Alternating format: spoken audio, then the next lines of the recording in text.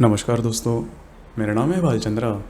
ब्रह्मांड सिद्धि अष्टम में आप सभी का स्वागत है। आज के इस वीडियो में हम चर्चा करेंगे धनु राशि का अप्रैल 2021 का संपूर्ण राशिफल। कैसे होंगे ग्रह योग, कैसे होंगे ग्रहों के राशांतर और वो आपके राशि पर किस प्रकार से परिणाम करने वाले हैं, कौन से निर्णय आपको लेने हैं, कौन से निर्णय आपको टालने हैं, सभी के बारे में चर्चा इस वीडियो में हम करने वाले हैं। अपना जो चैनल है ब्रह्मांड सिद्धि एस्ट्रो, इस चैनल पर मेष राशि से लेकर मीन राशि तक की जो सभी 12 राशियां हैं, इन सभी 12 राशियों का अप्रैल 2021 का राशिफल क्या होगा उसके संदर्भ में वीडियो अपलोड हो रहे हैं। आप उसका आनंद ज़रूर लीजिए। तो आज के इस वीडियो में हम चर्चा करेंगे धनु राशि के बारे में। सबसे पहले हम सूर्य के बारे में चर्चा करेंगे। सूर्य जो ग्रह है, यह ग्रह आपके चतुर्थ भाव में भ्रमण कर रहा है और दिनांक 14 तारीख के बाद यह आपके पंचम भाव में स्वयं की उच्च राशि में भ्रमण करेगा।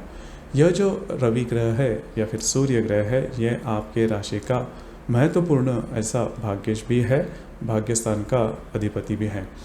तो जैसे ही 14 तारीख के बाद यह सूर्य ग्रह आपके पंचम भाव में भ्रमण करेगा, बहुत ही ज़्यादा महत्वपूर्ण शुभ फलदायी अनुभव आपको आएंगे। जो भी काम आप हाथ में लोगे या फिर अभी तक आपने जो भी काम हाथ में लिया था उसमें आपको सफलता नहीं मिली थी, तो उस प्रकार के जो काम होंगे उनमें सफलता दिखनी शुरू हो जाएगी। और दूसरे जो भी पेंडिंग काम है उसके बारे में भी कुछ अच्छे रिजल्ट्स आपको आ सकते हैं। उसी प्रकार अगर आप शेयर मार्केट से डील करते हो तो भी ये जो समय है आपके लिए काफ़ी ज़्यादा महत्वपूर्ण साबित होगा। जो भी आपका कार्यक्षेत्र है उसमें आपको काफ़ी अच्छी सफलता मिलती हुई दिखाई देगी। तो रवि का जो भ्रमण है वह आपके लिए काफ़ी ज़्यादा शुभ फलदायी होने वाला है। इसके बाद हम चर्चा करेंगे मंगल ग्रह के बारे में। मंगल जो ग्रह है, यह मंगल ग्रह आपके षष्ठ भाव में भ्रमण कर रहा है और दिनांक 14 तारीख के बाद यह मंगल ग्रह आपके सप्तम भाव में भ्रमण करेगा। यह मंगल ग्रह आपके राशि का पंचमेश भी है और व्ययेश भी है। तो आपने देखा होगा कि पिछले करीबन 1 महीने से आपकी जो तबीयत है वो ठीक नहीं चल रही है। आपके स्वास्थ्य के बारे में छोटे मोटे प्रॉब्लम, कॉम्प्लिकेशंस आपको दिखाई दे रहे हैं।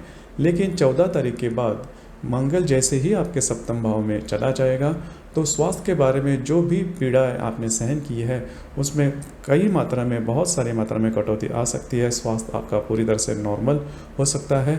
उसी प्रकार अगर आप शेयर मार्केट से डील करते हो तो कुछ अच्छे अनुभव आपको आ सकते हैं। अगर आप किसी के रिलेशनशिप में है तो भी जो मंगल का भ्रमण है आपके लिए काफ़ी ज़्यादा महत्वपूर्ण और शुभ फलदायी होगा। उसी प्रकार अगर आपका विवाह हुआ है तो आपके जो वैवाहिक जोड़ीदार है वो थोड़ा आपके ऊपर हावी होने की संभावना काफ़ी ज़्यादा बनती है। जैसे ही ये मंगल ग्रह आपके सप्तम भाव में आ जाएगा, मतलब 15-16 तारीख के बाद। इसके बाद हम चर्चा करेंगे बुध ग्रह के बारे में। बुध जो ग्रह है यह बुध ग्रह आपके चतुर्थ भाव में भ्रमण कर रहा है और दिनांक 17 तारीख के बाद यह बुध ग्रह आपके पंचम भाव में भ्रमण करेगा। तो 2-3 बातें हैं उसके ऊपर ध्यान रखना काफ़ी ज़्यादा आवश्यक होगा। यह जो बुध ग्रह है, यह बुध ग्रह आपका सप्तमेश भी है और दशमेश भी है। तो आपके जो वैवाहिक जोड़ीदार है उनके साथ आपका छोटी मोटी बातों के लेकर मनमुटाव हो सकता है। दूसरी सबसे महत्वपूर्ण बात, जो भी आपका कार्यक्षेत्र है, अगर आप बिजनेस करते हो या फिर नौकरी करते हो, वहाँ पर भी डॉक्यूमेंटेशन के बारे में कॉम्प्लिकेशंस आने की संभावना काफ़ी ज़्यादा बनती है।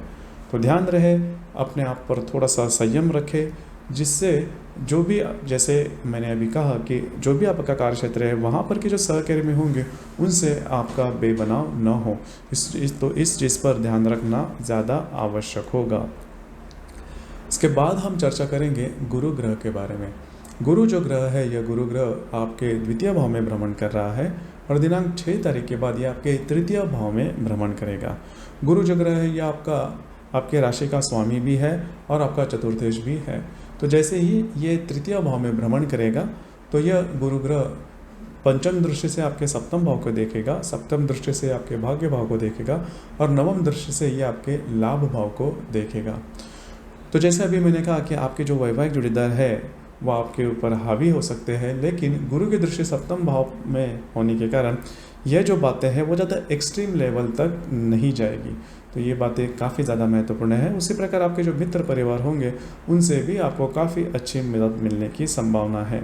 डॉक्यूमेंटेशन के बारे में जो भी काम है जो कि पूरे नहीं हो रहे हैं, जो कि पेंडिंग है, अटके हुए हैं, वो आप ज़रूर हाथ में लेना, वो पूरे होते हुए नजर आएंगे। तो गुरु का जो भ्रमण है इस महीने में आपके लिए शुभ फलदायी होने वाला है। इसके बाद हम चर्चा करेंगे शुक्र ग्रह के बारे में। शुक्र जो ग्रह है यह आपके चतुर्थ भाव में भ्रमण कर रहा है। दिनांक 11 तारीख के बाद यह आपके पंचम भाव में भ्रमण करेगा। यह जो गुरु ग्रह है, यह गुरु ग्रह आपका षष्ठ स्थान का स्वामी भी है, षष्ठेश भी है और लाभेश भी है। तो कुछ अच्छे लाभ आपको हो सकते हैं, प्रत्यक्ष लाभ मिलना जिसे हम बोलते हैं, जैसे कि आपने कभी इसके पहले काम किया है उसके लाभ आपको नहीं मिल रहे हैं, तो वो लाभ आपको जैसे ही शुक्र आपके पंचम भाव में भ्रमण करेगा तो उस प्रकार के लाभ आपको काफ़ी अच्छी तरीके से मिल जाएंगे।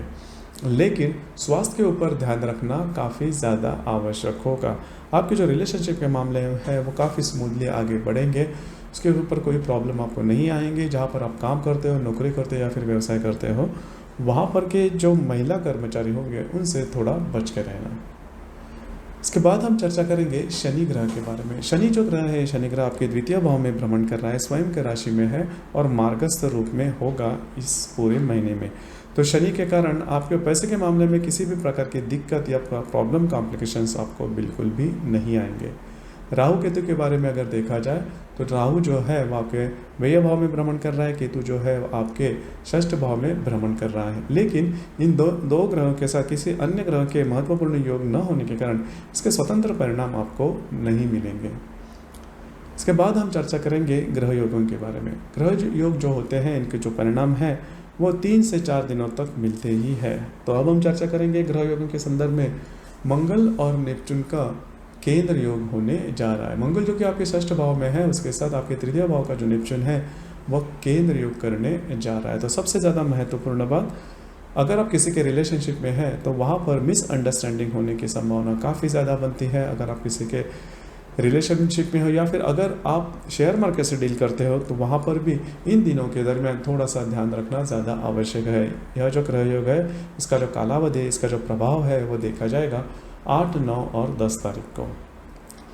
उसी प्रकार मंगल और गुरु का त्रिकोण योग भी होने जा रहा है। मंगल जो कि आपके सप्तम भाव में है, उसके साथ आपके तृतीय भाव का जो गुरु है वह नवपंचम योग यानी कि त्रिकोण योग करने जा रहा है। इसका जो प्रभाव होगा वो प्रभाव करीबन 16, 17, 18 तारीख को देखा जाएगा। उसके बहुत ही ज़्यादा शुभ परिणाम आपको मिल सकते हैं। पहले तो शेयर मार्केट से डील करते हैं तो वहाँ पर आपको काफ़ी अच्छे इसके लाभ मिल सकते हैं।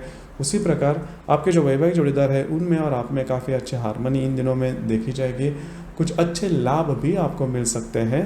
अगर आप किसी के रिलेशनशिप में हैं तो भी ये जो कालावधि है आपके लिए बहुत ही ज़्यादा शुभ फलदायी साबित होगा।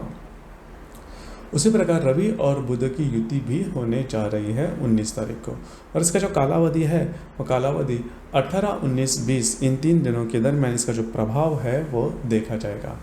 खास करके जो भी आप काम करते हो या फिर जो भी आपका कार्य क्षेत्र है उसके संदर्भ में कुछ अच्छे लाभ आपको मिल सकते हैं, कुछ अच्छे रिजल्ट्स आपको आ सकते हैं।